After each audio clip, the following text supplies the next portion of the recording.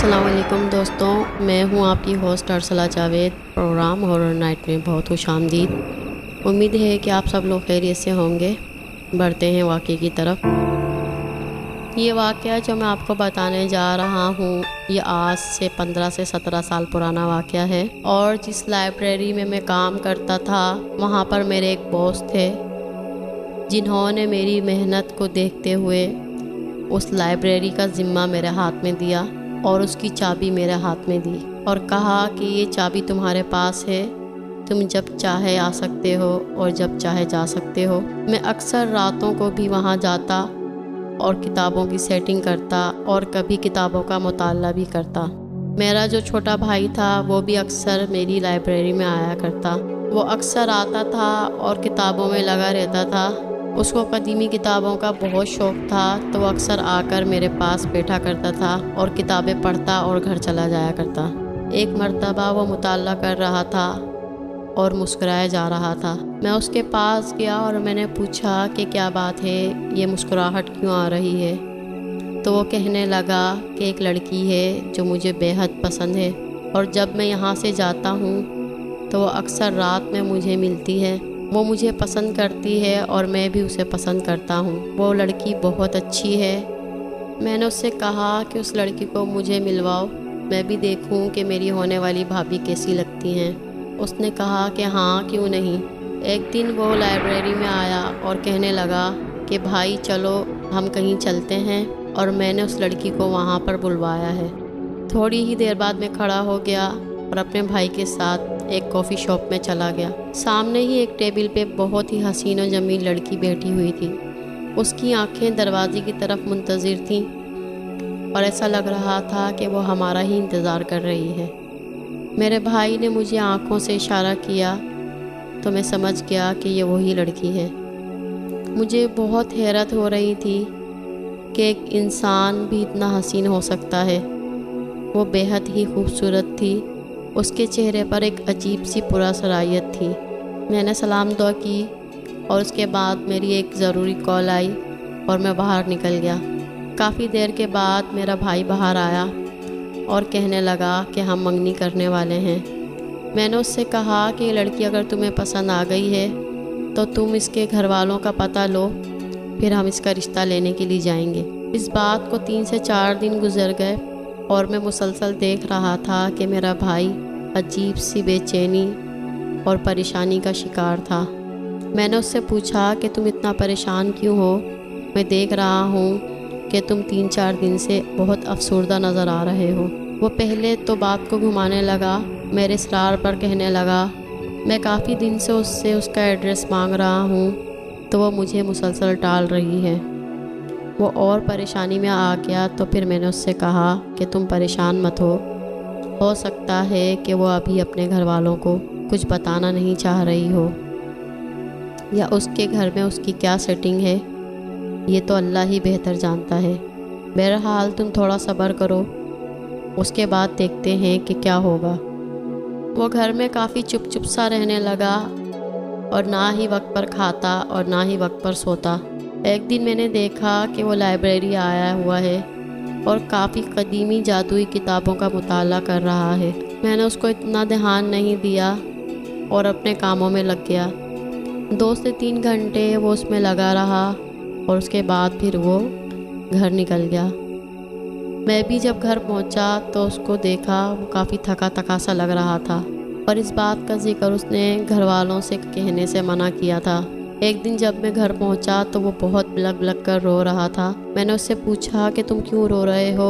تو اس نے بتایا کہ وہ جو لڑکی تھی کل رات اس کا کار سے ایکسیڈنٹ ہو گیا اور اس کی لاش کسی کھائی میں جا گری اور اس کی لاش کا ابھی تک پتہ نہیں چلا۔ مجھے یہ سن کر بہت دکھ ہوا اور میں نے اپنے بھائی کو سینے سے لگا دیا۔ وہ بہت بری طرح بلک کر رو رہا تھا۔ اس 1 ماہ کے مہینے میں مجھے اندازہ ہو گیا تھا کہ وہ اس 1 مہینے میں اس سے کتنی محبت کرنے لگا تھا۔ اس نے اپنے آپ کو ایک کمرے میں قید کر لیا اور کافی دن تک وہ کمرے سے باہر نہ آیا۔ گھر والے بھی کافی پریشان ہو گئے اور میں بھی اس کو سمجھاتا رہتا کہ جو ہونا تھا اب ہو گیا، اب اس کو بھول جاؤ۔ وہ ہم سب کی باتوں کو نظر انداز کر دیتا۔ ایک مرتبہ میں نے دیکھا کہ وہ لائبریری آیا ہوا ہے اور قدیمی جادوئی کتابوں کا مطالعہ کر رہا ہے۔ میں نے اتنا نوٹ نہیں کیا اور میں دوبارہ اپنے کام میں لگ گیا۔ یہ سلسلہ کافی دن چلتا رہا۔ وہ آتا اور گھنٹوں بیٹھتا اور اس قدیمی جادوئی کتابوں کا مطالعہ کرتا رہتا۔ ایک دن اس کے جانے کے بعد میں نے نوٹ کیا وہ جس کتاب کا مطالعہ کرتا تھا تو میں بہت حیران ہوا۔ میں نے دیکھا کہ وہ جس کتاب کا مطالعہ کر رہا ہے وہ بہت قدیمی اور پرانے زمانے کی کتاب تھی جس میں بہت سارے جادوئی نسخے درج تھے۔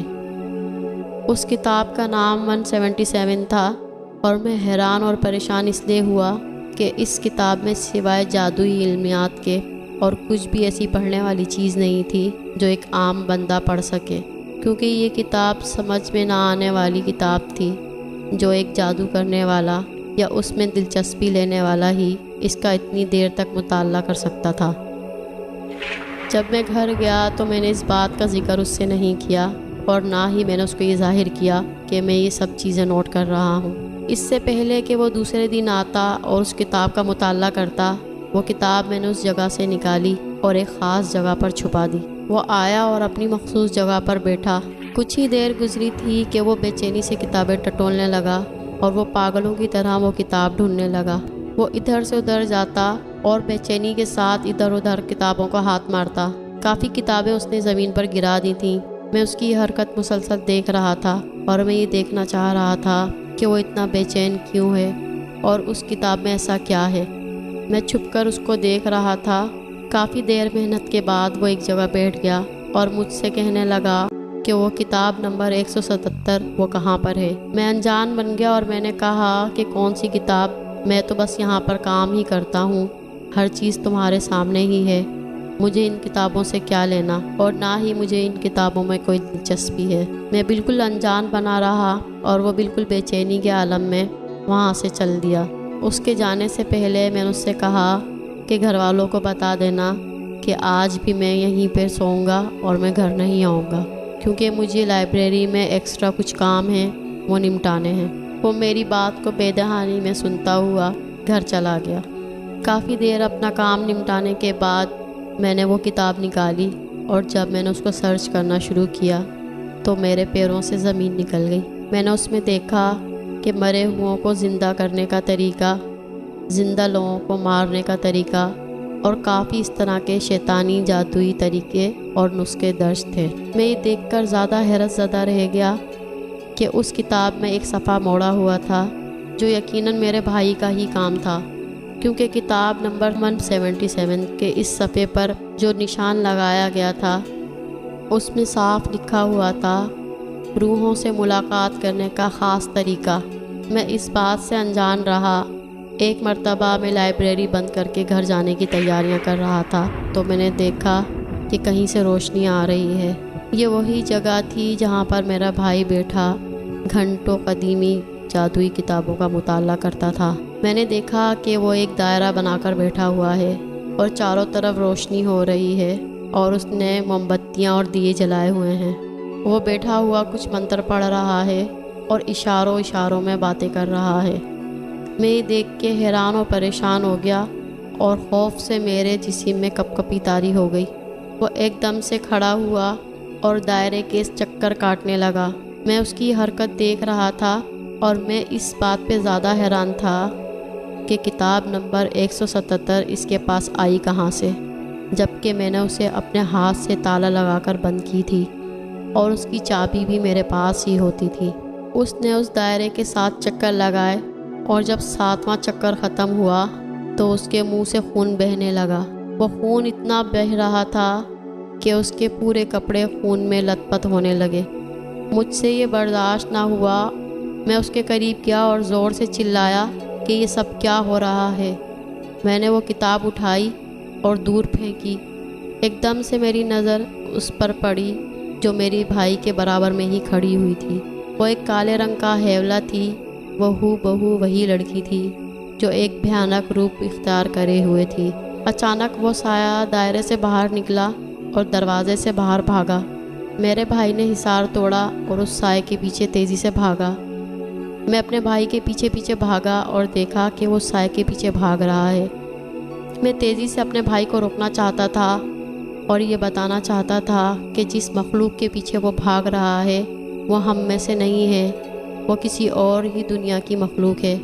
مگر میں اس کو کیا بتاتا، وہ اتنا پاگل اور دیوانہ ہو چکا تھا کہ اس کو اپنے آگے پیچھے کوئی بھی نظر نہیں آ رہا تھا۔ وہ سایہ مسلسل ہوا میں ہی تھا اور تیزی سے بھاگ رہا تھا۔ اچانک ہی میرا بھائی اس سائے کے پیچھے بھاگا تو سامنے سے ایک بس آ رہی تھی اور میرے بھائی کو دیکھتے ہی دیکھتے اس بس نے کچل دیا۔ میری دنیا تو بالکل ہی اجڑ گئی تھی۔ یہ صدمہ میں کافی عرصے برداشت نہیں کر پایا۔ میری تو دنیا ہی برباد ہو چکی تھی کیونکہ میرا ایک ہی بھائی تھا۔ کافی عرصے گزرنے کے بعد میں لائبریری گیا اور یہ دیکھ کے میں بہت پریشان ہوا کہ وہ کتاب نمبر 177 اپنی جگہ پر موجود تھی، اور یہ دیکھ کر میرا ماتھا ٹھٹکا کہ وہ کتاب نمبر 177 اسی جگہ پر رکھی ہوئی تھی جہاں پر وہ اکثر ہوا کرتی تھی۔ میں نے اس کتاب کو اٹھایا اور اس کے صفحے پلٹنے لگا۔ اس منحوس کتاب میں اس مڑے ہوئے صفحے کو ڈھونڈ رہا تھا جو میرے بھائی نے موڑا تھا، جس میں روحوں کو بلانے اور ان سے ملاقات کرنے کا نسخہ درج تھا۔ جب میں نے وہ کتاب کھولی تو میں بہت حیران ہوا، اس میں وہ صفحہ بالکل ہی غائب تھا۔ کچھ ہی دنوں کے بعد میرے ساتھ عجیب و غریب معاملات پیش آنے لگے۔ لائبریری بند کرنے کا ٹائم ہوتا، سب لوگ چلے جاتے، تو اسی کونے میں کچھ حیولے دائرہ بنا کر بیٹھے ہوئے ہوتے، اور جب میں قریب جا کر دیکھتا تو وہ غائب ہو جاتے۔ ایسے ہی واقعات میرے گھر میں بھی پیش آنے لگے۔ اکثر مجھے اپنے بھائی کی آواز میں سسکیوں سے رونے کی آوازیں آیا کرتی۔ میں اس قدر پریشان رہنے لگا کہ میں نے تنگ آ کر ایک عالم سے رابطہ کیا اور ان کو شروع سے لے کے آخر تک سارا واقعہ بتایا۔ انہوں نے کہا کہ اس کتاب کو جلد سے جلد جلا دیا جائے۔ دوسرے ہی دن میں نے وہی عمل کیا اور اس منحوس کتاب کو آگ میں جلا دیا۔ 3 سے 4 دن بھی نہیں گزرے تھے کہ پھر اس طرح کے معاملات پیش آنے لگے۔ نہ ہی مجھے گھر میں سکون ہوتا اور نہ ہی لائبریری میں۔ لائبریری کے اس کونے میں سے اکثر مجھے اپنے بھائی جیسا حیولہ نظر آتا جو اسی کتاب کا مطالعہ کر رہا ہوتا۔ کبھی کوئی میرا نام لے کر مجھے آواز دیتا اور میں مڑ کر دیکھتا تو وہاں پر کوئی بھی نہ ہوتا۔ لائبریری میں ہر آنے والا مجھے عجیب دکھائی دینے لگا۔ میں ہر کسی پر شک کرنے لگا۔ میرا دماغ دن بدن معاف ہوتا جا رہا تھا۔ میں نے مولوی صاحب کے کہنے پر وہ کتاب تو جلا دی تھی، مگر پھر بھی وہی معاملات میرے ساتھ پیش آ رہے تھے۔ اس کا ذکر میں نے گھر والوں سے اس لیے نہیں کیا کہ وہ بھی کہیں پریشان نہ ہو جائیں۔ پہلے ہی وہ ایک بیٹے کی جدائی میں گھلے جا رہے تھے۔ ایک دن میں سو رہا تھا اور میں نے خواب میں دیکھا کہ میرا بھائی میرے پاس آ کے کھڑا ہوا ہے، اور جس کمرے میں میں موجود ہوں وہ میرا گھر ہے۔ میرا بھائی ایک کونے کی طرف اشارہ کر رہا ہے، اور جب میں اس کے کیے گئے اشارے کی طرف نظر ڈالتا ہوں تو وہ ایک لائبریری کی دیوار سامنے آ جاتی ہے جس میں وہ قدیمی کتابیں رکھی ہوئی ہیں۔ انہی کتابوں میں 177 یعنی کتاب 177 موجود ہے۔ ایک ہی جھٹکے سے میری آنکھ کھلی تو صبح کی روشنی ہونے والی تھی۔ میں جلدی ناشتہ کر کے گھر سے نکلا اور سیدھا لائبریری پہنچا۔ جب میں لائبریری کے اس حصے میں گیا اور جا کے کافی ڈھونڈا تو مجھے وہاں پر ایسا کچھ نظر نہیں آیا۔ میرے بھائی کا خواب میں آنا اور لائبریری میں کھڑے ہو کر اسی جگہ پر اشارہ کرنا، مجھے کچھ سمجھ نہیں آ رہا تھا کہ وہ کیا کہنا چاہ رہا ہے۔ میں ابھی یہ سوچ ہی رہا تھا، میں مڑا تو اچانک مجھے اپنے پیروں میں کچھ چیز محسوس ہوئی۔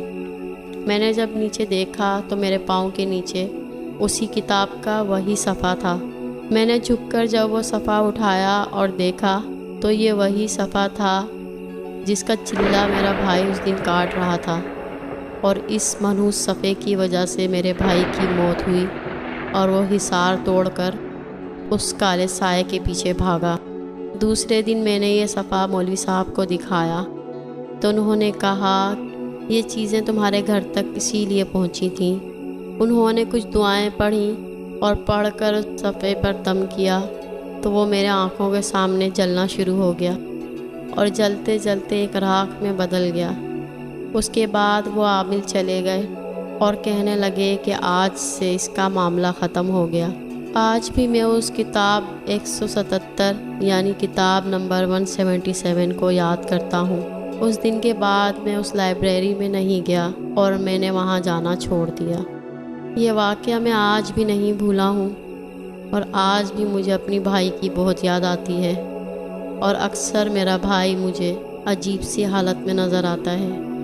آج بھی یہ معاملہ مجھے سمجھ میں نہیں آیا کہ وہ پراسرار مخلوق جو ایک عام سی لڑکی بن کر میرے بھائی کی زندگی میں آئی اور اسے بھی اپنے ساتھ لے گئی۔ میں اپنے بھائی کی زندگی کو بچانا چاہتا تھا اور وہ مجھ سے اتنا ہی دور ہو گیا۔